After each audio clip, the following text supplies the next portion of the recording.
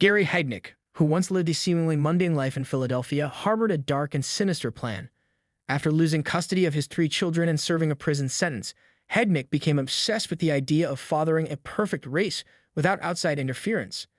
To achieve this, he kidnapped several women, holding them captive in his basement with the intention of impregnating them.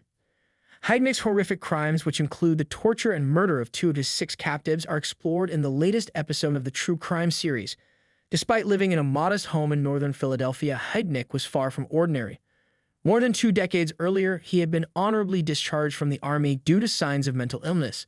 This discharge entitled him to government checks, which, coupled with his genius-level IQ, he expertly invested in the stock market, amassing a fortune. Choosing to remain in his modest home, Heidnik's wealth was evident in his ownership of luxury vehicles, including a Cadillac and a Rolls-Royce. He further insulated his financial empire by founding the United Church of the Ministers of God, appointing himself as bishop and exploiting the church for tax benefits. The nightmare began when Heidnik kidnapped Josefina Rivera, a sex worker in dire need of money. Rivera was the first of 6 women Heidnik would abduct, chaining her in his basement. She was soon joined by Sandra Lindsay, Lisa Thomas, Deborah Dudley, Jacqueline Askins, and Angs Adams.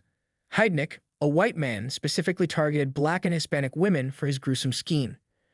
Tragically, Lindsay and Dudley did not survive the torture inflicted by Heidnik. However, Rivera, after enduring 4 months of captivity, managed to escape. Her brave escape led to the rescue of the remaining 3 women and Heidnik's subsequent arrest. My content is always fresh and exciting. Make sure to subscribe to never miss a moment.